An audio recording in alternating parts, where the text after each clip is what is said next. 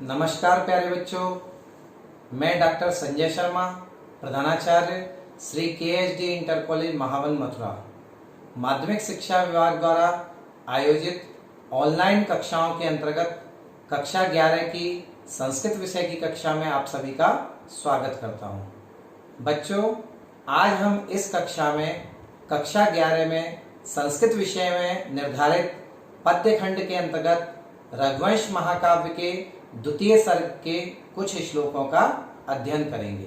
बच्चों, अध्ययन प्रारंभ करने से पूर्व कक्षा 11 में रघुवंश महाकाव्य का अंक विभाजन हमारा किस प्रकार है, यह तथा इस कक्षा को पढ़ने का हमारा उद्देश्य क्या है, इस पर विचार कर लेते हैं।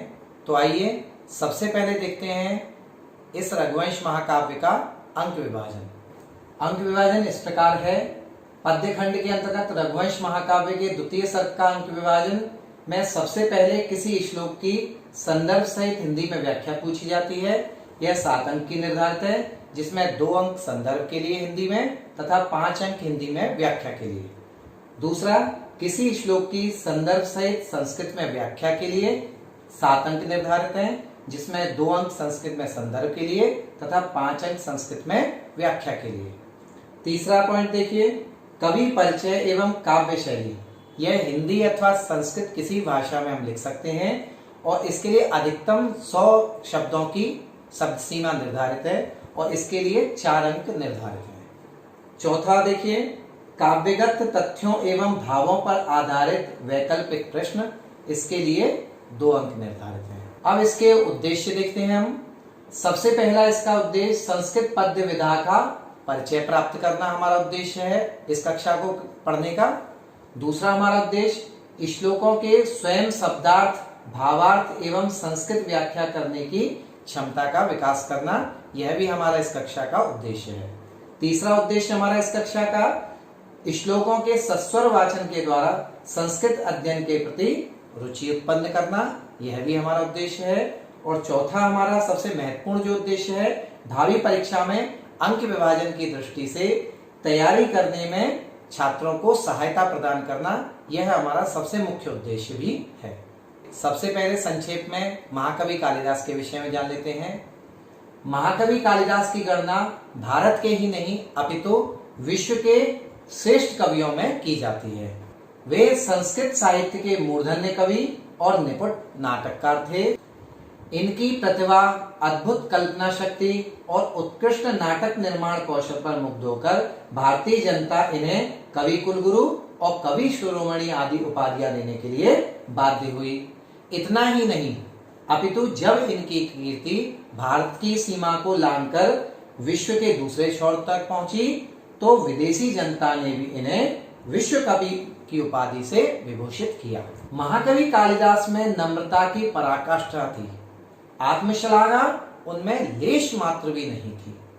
इसका प्रमाण रघुवंश महाकाव्य के प्रथम सर्ग में इन श्लोकों में देखने को मिलता है।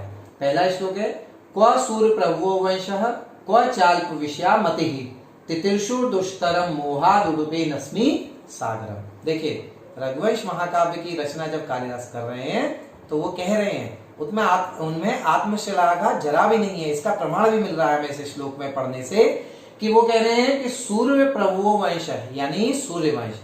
सूर्यवंश कहां तो सूर्यवंश, और कहां चाल्प विषयामति, यानी थोड़े ही विषयों को ग्रहण करने वाली या थोड़े ही विषयों को जानने वाली मेरी बुद्धि कहां। तो कह रहे हैं कि मैं इस रघुवंश महाकाव्य की रचना करके वही प्रयास कर रहा हूं जैसे कोई व्यक्ति छोटी सी नौका के द्वारा और किसी बहुत बड़े महान समुद्र को पार करने की इच्छा रखता है। दूसरा श्लोक देखिए, मंदः कवियश प्रार्थी गमिष्यामि उपहास्यताम प्रांशुलभ्ये फले लोहादुद्बाहुरिव वामनः।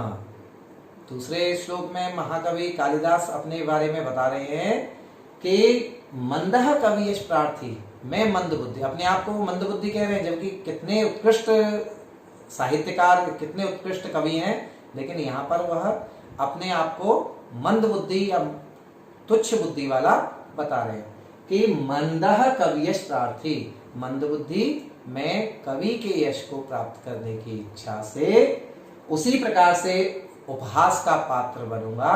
जिस प्रकार से कोई छोटा व्यक्ति, बौना व्यक्ति और किसी फल को प्राप्त करने हो, वो फल कैसा है, ऊंचाई पे लगा हुआ हो और जो किसी लंबे व्यक्ति के द्वारा ही तोड़ा जा सके, और उस फल को पाने की इच्छा से कोई बौना व्यक्ति यदि उछलता है, बार बार प्रयास करता है, तो वो जिस प्रकार से उपहास का पात्र बनता है, उसी प्रकार से महाकवि कालिदास कह रहे हैं कि मैं भी इस रघुवंश महाकाव्य की रचना करके उसी प्रकार से उपहास का पात्र बनूंगा। अब देखिए, महाकवि कालिदास का जन्म स्थान, स्थिति काल आदि के विषय में आज भी संदेह बना हुआ है। आज भी ये स्पष्ट नहीं है कि इनका जन्म स्थान, इनका स्थिति काल, ये सब क्या थे। तो बड़ा खेद का विषय है कि कालिदास का काल निर्धारण आज भी संस्कृत साहित्य का सर्वाधिक विवादित प्रश्न है। यह प्रश्न सदियों से चला आ रहा है और इस प्रश्न का अभी तक सटीक उत्तर नहीं मिल पाया है। इसका कारण है कि इनके विषय में किसी प्रकार का कोई पुष्ट ऐतिहासिक तथ्य उपलब्ध नहीं होता है। यही कारण है कि उनका समय ईसा पूर्व प्रथम शताब्दी से लेकर और 12वीं शताब्दी तक माना गया है। अब संक्षिप्त सा कालिदास का जीवन परिचय देख लेते हैं हम यहाँ पर। महाकवि कालिदास के संबंध में न केवल भारतीय विद्वानों ने अपितु पाश्चात्य विद्वानों ने भी सराहनीय कार्य किए हैं। यानी केवल भारतीय विद्वानों ही नहीं, अपितु पाश्चात्य विद्वानों ने भी इस चीज का प्रयास किया है कि इनका स्थिति काल, समय या अन्य इनके बारे में विस्तृत जानकारी मिल सके। किंतु अधिकतर विद्वानों के मत आपस में एक दूसरे से मेल नहीं खाते, क्योंकि जब तक पुष्ट प्रमाण नहीं होता तब तक सब कोई कुछ कहेगा, कोई कुछ कहेगा। इसलिए ही आपस में विद्वानों के मत एक दूसरे से भिन्न हैं। इनके जीवन के संबंध में डॉक्टर वासुदेव विष्णु मिरासी ने अति प्रशंसनीय कार्य किया है। उन्होंने प्रचलित किंवदंतियों को देते हुए स्पष्ट किया है कि इनमें कोई तथ्यपूर्ण सामंजस्य नहीं है। इनके संबंध में अनेक किंवदंतियां प्रचलित हैं। इनके विषय में जो जनश्रुति या किंवदंती सर्वाधिक प्रसिद्ध है, उसके अनुसार कालिदास पहले महामूर्ख थे। राजा शारदानंद की विद्योत्तमा नाम की एक परम विदुषी कन्या थी और वह सुंदर भी थी काफी। तो उसे अपनी विद्या पर बड़ा घमंड था। इस कारण उसने एक शर्त रखी कि जो कोई उसे शास्त्रार्थ में पराजित कर देगा वह उसी के साथ विवाह करेगी। बहुत दूर दूर से विद्वान आए और उन्होंने उसके साथ शास्त्रार्थ किया विद्योत्तमा के साथ, लेकिन कोई भी उस विद्योत्तमा को पराजित नहीं कर पाया। इस ईर्ष्या के कारण विद्वानों ने उसका विवाह किसी महामूर्ख से कराने का निश्चय किया और विद्वान महामूर्ख की तलाश में चल दिए। मार्ग में उन्होंने देखा कि एक अत्यंत सुंदर युवक जिस डाली पर बैठा हुआ है उसी को काट रहा था। वह युवक और कोई नहीं, कालिदास ही थे। विद्वानों ने कालिदास को यह कहकर अपने साथ ले लिया कि हम तुम्हारा विवाह एक राजकुमारी के साथ कराएंगे, परंतु राजकुमारी कुछ भी पूछे तो तुम मौन रहना, कुछ भी बोलना नहीं। विद्योत्तमा और कालिदास का शास्त्रार्थ प्रारंभ होता है।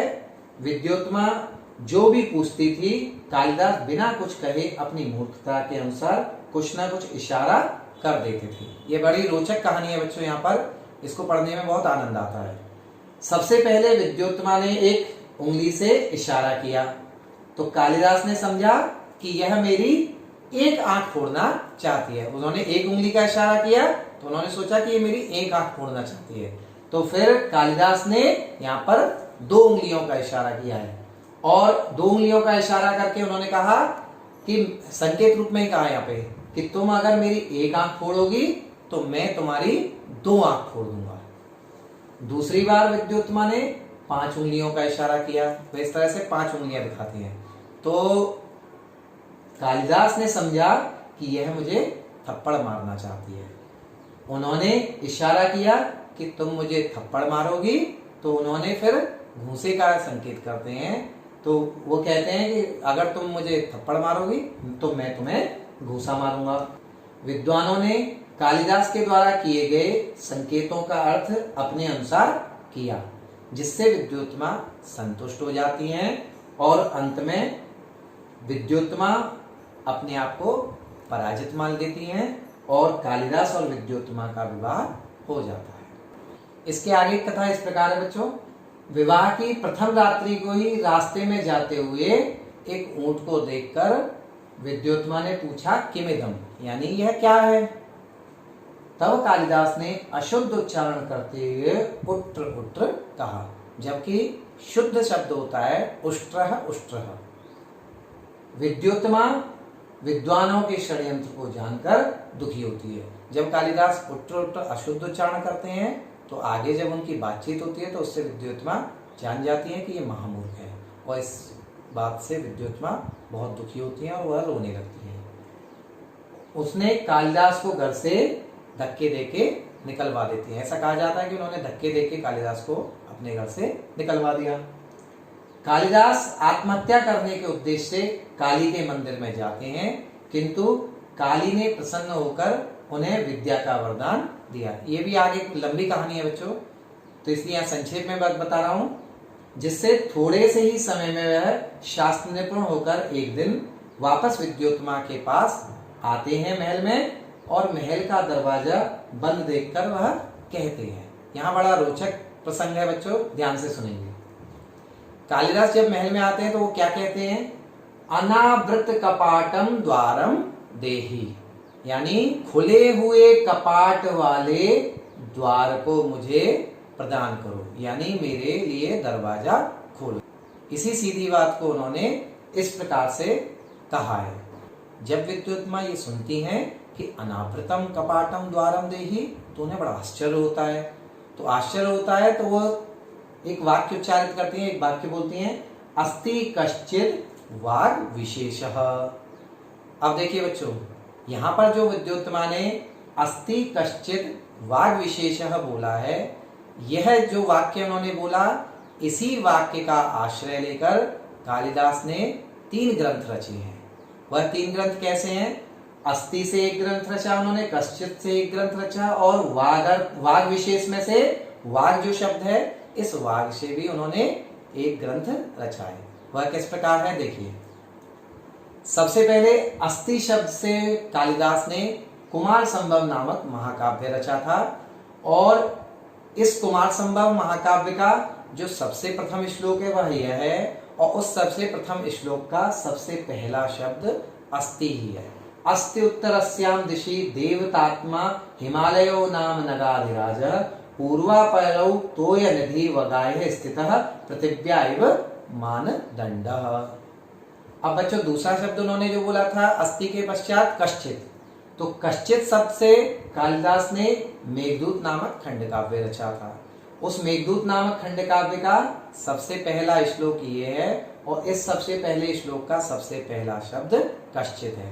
तो देखिए श्लोक किस प्रकार है, कश्चित् कांता विरह गुरुणा स्वाधिकारात् प्रमत्तः शापेन संगमित महिमा वर्ष भोगेण भर्तुः यक्षश्चक्रे जनक तनया स्नान पुण्योदकेषु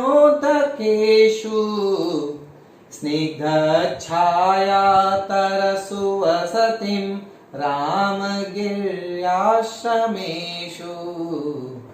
अब वाग शब्द से देखिए, वाग शब्द से उन्होंने रघुवंश नामक महाकाव्य की रचना की, जो कि हमारे पाठ्यक्रम में है। तो वह वाग शब्द से उन्होंने रघुवंश महाकाव्य का प्रथम श्लोक इस प्रकार से रचा, और इस प्रथम श्लोक का पहला शब्द वाग है। तो ये श्लोक किस प्रकार से देखेंगे, वागर्था संप्रक्तौ वागर्थ प्रतिपत्तये जगतः पितरौ वंदे पार्वती परमेश्वरौ। तो इस प्रकार से बच्चों ये 3 जो ग्रंथ हैं वो 3 ग्रंथों का विवरण यहाँ पे हमने जाना। तो बच्चों अब कालिदास की रचनाओं के विषय में जान लेते हैं।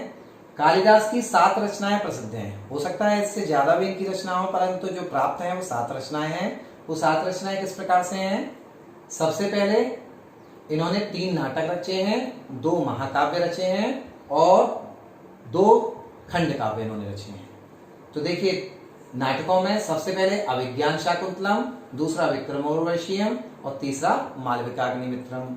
महाकाव्यों में रघुवंश महाकाव्य जो कि हमारे पाठ्यक्रम में है, दूसरा कुमार संभव नामक महाकाव्य, और खंडकाव्य या गीति काव्यों में उन्होंने मेघदूत और दूसरा ऋतुसंहार। इस प्रकार से 7 रचनाएं कालिदास की हैं। रघुवंश महाकाव्य कालिदास की उत्कृष्ट रचना है।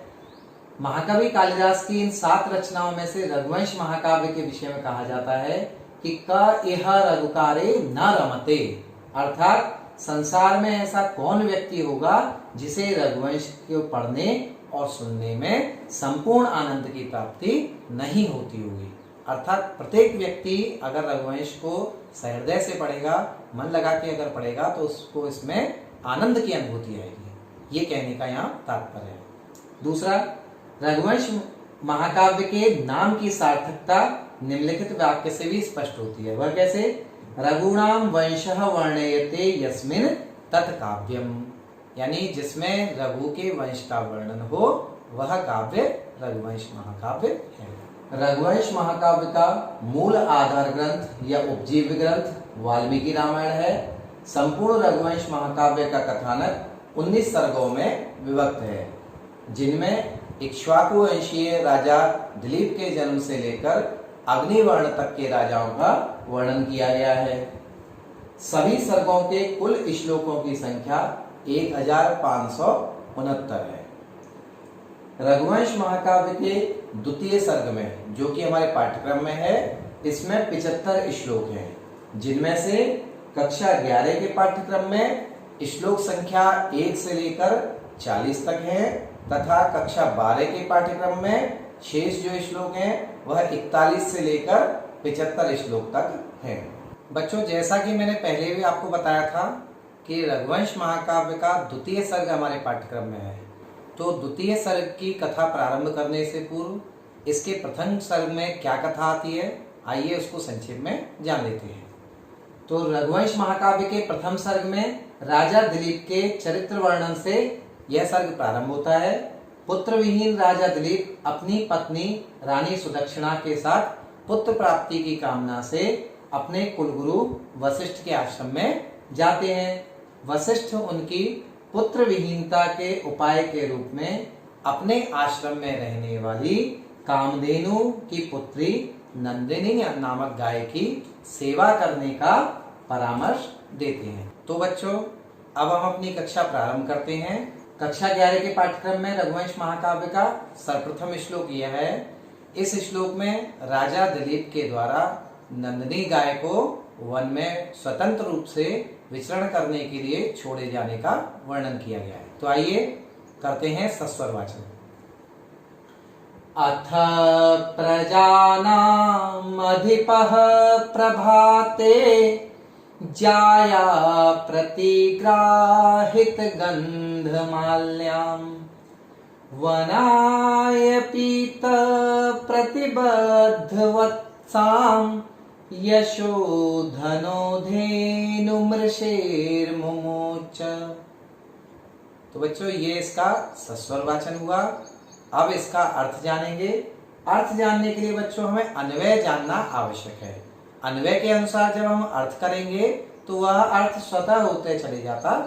तो इसलिए किसी भी श्लोक का व्याख्या या अर्थ करने से पूर्व उसका अन्वय बैठाएंगे, और अन्वय के अनुसार जब हम अर्थ करेंगे तो हमें बहुत सरल अर्थ उसका लगेगा। तो आइए देखते हैं इसका अन्वय। अथ यशोधना प्रजानाम अधिपः प्रभाते जाया प्रतिग्राहित गंधमाल्यम पीत प्रतिबद्ध वत्साम ऋषेर्धेनु वनाय मुमोच। ये इसका अन्वय हुआ। अब इसका अर्थ बैठाते हैं अन्वय के अनुसार। अथ का अर्थ यहाँ पर है बच्चों इसके पश्चात, यानी रात्रि व्यतीत होने के पश्चात। राजा वन में आए हैं आश्रम में वशिष्ठ मुनि के पास, तो यहाँ जब वो रात्रि व्यतीत की है उन्होंने, रात्रि व्यतीत करने के पश्चात प्रातःकाल व नंदिनी की सेवा में लगे हैं, तो वही वर्णन यहाँ पे आया। अथ माने रात्रि व्यतीत होने के पश्चात। यशोधना, यशोधन माने यश ही है जिनका धन ऐसे। प्रजानाम अधिपः, यानी प्रजा के अधिपः माने स्वामी। यहाँ प्रजा के अधिपः किसके लिए प्रयुक्त हुआ है? राजा दिलीप के लिए। प्रभाते यानी प्रातः काल, सुबह सुबह। जाया प्रतिग्राहित गंध माल्याम, यानी जाया यानी पत्नी के द्वारा, प्रतिग्राहित यानी समर्पित की गई है, जिसको प्रदान की गई है क्या? गंध माल्याम, यानी सुगंधित माला जिसको प्रदान की गई है, यानी जिसको माला पहनाई गई है। और पीत प्रतिबद्ध वत्साम, यानी सबसे पहले जिसने, बछड़े ने जिसका दूध पी लिया है और जिसको प्रतिबद्ध माने बांधा गया है। बछड़े को दूध पी लेने के पश्चात जिसके बछड़े को बांध दिया गया है, ऐसी। ऋषि, यहाँ पर ऋषि है, धेनुम शब्द में माँ है, माँ में री की मात्रा मिली हुई है तो ऋषि शब्द बना है।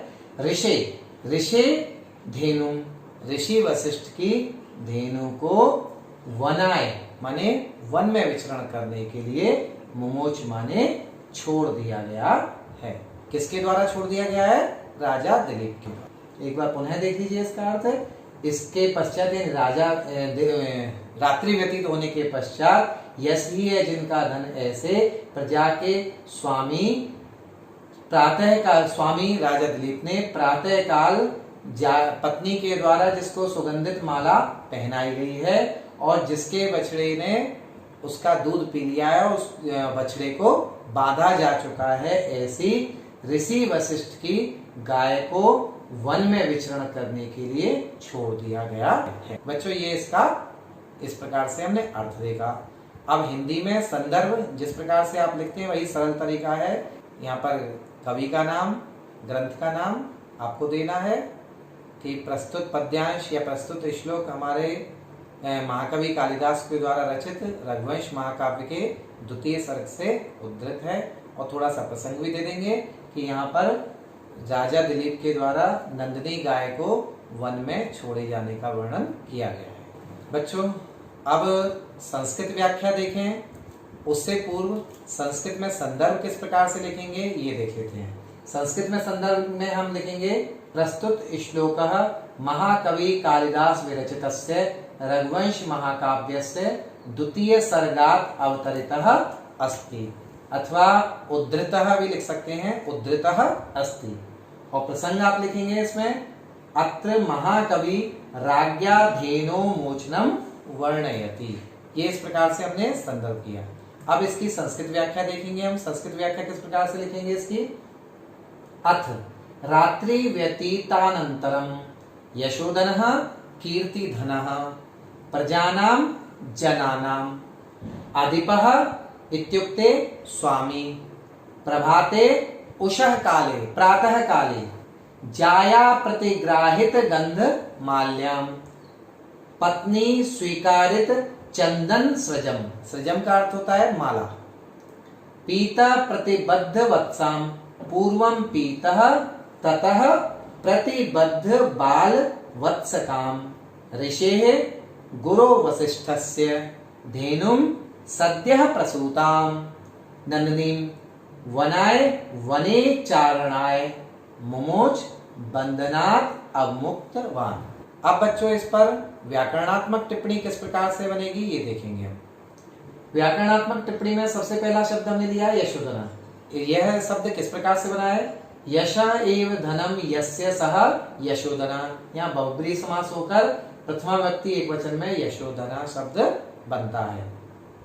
दूसरा शब्द है जाया प्रतिग्राहित गंध माल्याम। जाया प्रतिग्राहिते गंध माल्ये ययासा, जाया प्रतिग्राहित गंध माल्या, ये भी बहुब्रीहि समास होकर ताम जाया प्रतिग्राहित गंध माल्याम, ये शब्द इस प्रकार से इसका समास विग्रह हम करेंगे। तीसरा शब्द देखिए पीत प्रतिबद्ध वत्साम। प्रथमम पीतः पश्चात प्रतिबद्ध वत्सो यस्यासा पीत प्रतिबद्ध वत्सा, बहुब्रीहि समास होकर ताम प्रीत प्रतिबद्ध वत्साम, ये शब्द इस तरह से बनता है। अगला एक और शब्द देख लेंगे। मुमोच शब्द कैसे बनता है? मुच धातु में परोक्ष लिट लकार में प्रथम पुरुष एक वचन में मुमोच शब्द बनता है। अब बच्चों इसका काव्य सौंदर्य किस प्रकार से है ये देखेंगे। काव्य सौंदर्य में सबसे पहले रीति इसकी देखेंगे। यहाँ पर वैदर्भी रीति है। कालिदास की अधिकांश रचनाओं में वैदर्भी रीति का ही प्रयोग किया गया है। तो देखिए वैदर्भी रीति का गुण किस प्रकार से होता है, किस प्रकार से इसकी विशेषता होती है, देखेंगे। मधुर शब्द होते हैं वैदर्भी रीति में, ललित रचना होती है, समासों का सर्वथा अभाव होता है या समास बहुत छोटे छोटे होते हैं, बहुत छोटे छोटे पदों के समास होते हैं, वह वैदर्भी रीति कहलाती है। गुण यहाँ पर मधुर है, वैदर्भी रीति का गुण मधुर ही हुआ करता है, इसलिए यहाँ पर गुण यहाँ पर मधुर है। छंद यहाँ पर उपजाति है, इंद्रवज्रा और उपेंद्रवज्रा के मिश्रण से उपजाति छंद बनता है। इस श्लोक के द्वितीय चरण में इंद्रवज्रा छंद था और शेष तीनों चरणों में उपेंद्रवज्रा छंद है। इस कारण से यहाँ पर यह उपजाति छंद यहाँ पर हुआ है। अलंकार यहाँ पर पीता प्रति तथा यशोधनो धेनु दोनों में समान व्यंजनों की एक बार आवृत्ति होने के कारण छह का अनुप्रास अलंकार यहाँ पर है। देखिए किस प्रकार से प प त त ये वर्णों की आवृत्ति हो रही है। ऐसे यशोधनो धेनु में ध ध न और न ये वर्णों की आवृत्ति होने से यहाँ पर छह का अनुप्रास अलंकार है। बच्चों जो हमने पढ़ा है उस पढ़े हुए का मूल्यांकन आवश्यक है, क्योंकि जब तक मूल्यांकन सही ढंग से नहीं होगा तब तक ही हम जान ही नहीं पाएंगे कि हमने जो पढ़ा है वो पूर्ण रूप से आत्मसात किया है अथवा नहीं। इसी के क्रम में बच्चों मैं यहाँ पर कुछ गृह कार्य के रूप में आपको दे रहा हूँ। ये गृह कार्य में आप देखेंगे कि आपने जो पढ़ा है अगर आप सही उत्तर दे पाते हैं तो इसका मतलब आपने वह आत्मसात अच्छी तरह से किया है, और अगर आप उत्तर नहीं दे पा रहे तो आपको पुनः उसको पढ़ने की आवश्यकता है और आप पुनः उसको पढ़ेंगे। इसलिए आइए कुछ गृह कार्य के रूप में मैं यहाँ पर प्रश्न वस्तुनिष्ठ दे रहा हूँ, इनको हम देखते हैं। पहला प्रश्न है कालिदास पूर्वे कथम आसीत। पहला विकल्प है विद्वान, दूसरा चतुर, तीसरा महामूर्ख, चौथा अज्ञानी। इनमें से जो सही विकल्प हो उसको आप लिखेंगे। दूसरा प्रश्न देखिए कालिदासस्य पत्न्याः नाम किम आसीत। कलावती, मणिका, विद्युत्तमा अथवा मैत्रेयी। जो सही विकल्प हो उसको लिखेंगे आप। तीसरा प्रश्न देखिए कालिदासस्य कति प्रसिद्धाः रचना सन्ति। एकम, द्वि, सप्त अथवा 10। इनमें से जो सही विकल्प हो उसको आप अपनी कॉपी में लिखेंगे। चौथा प्रश्न देखिए प्रजानाम अधिपः प्रभाते ऋषेः धेनुं कुत्र मुमोच। नगराय, आश्रमाय, वनाय, कक्षाय वा। इनमें से जो उचित विकल्प हो उसको लिखें। और पांचवा प्रश्न देखिए दिलीपस्य गुरोः नाम किम आसीत। मातंगः, वसिष्ठः, वाल्मीकिः, भारद्वाजः। इनमें से जो सही विकल्प हो उसे लिखें। बच्चों यहाँ मैं एक बार आपको पुनः याद दिलाना चाहता हूँ, हमारा इस कक्षा को पढ़ने का उद्देश्य यह है कि हम अन्य उद्देश्यों के साथ साथ सबसे महत्वपूर्ण भावी परीक्षा में अपनी तैयारी किस प्रकार से करें और किस प्रकार से हम अधिक से अधिक अंक प्राप्त करें, यह हमारा सबसे महत्वपूर्ण उद्देश्य है। इसके साथ साथ बच्चों आज हमने इस कक्षा में कालिदास के विषय में पढ़ा, रघुवंश महाकाव्य के विषय में विस्तार से पढ़ा, और इसके साथ साथ प्रथम श्लोक को हमने उसकी संस्कृत व्याख्या पढ़ी, उसका संदर्भ पढ़ा, संस्कृत में संदर्भ पढ़ा, और संस्कृत व्याख्या के साथ साथ व्याकरणात्मक टिप्पणी भी हमने देखी और गृह कार्य किया। तो बच्चों इस प्रकार से आगामी कक्षा हमारी आए उससे पूर्व आप रघुवंश महाकाव्य के द्वितीय सर्ग के श्लोक संख्या 2, 3, 4 और 5 इन 4 श्लोकों का स्वाध्याय करके तब आप अगली कक्षा में आएंगे तो आपको वह विषय और भी अच्छी तरह से समझ आएगा। इसलिए आप इन 4 श्लोकों की तैयारी करके आए, जिससे आपको कक्षा में पढ़ने में आनंद भी आएगा और आपको समझ भी अच्छी तरह आएगा। तो बच्चों इस प्रकार से यह कक्षा यहीं समाप्त होती है। आगामी कक्षा आए उस तब तक के लिए आप सभी को मेरा नमस्कार।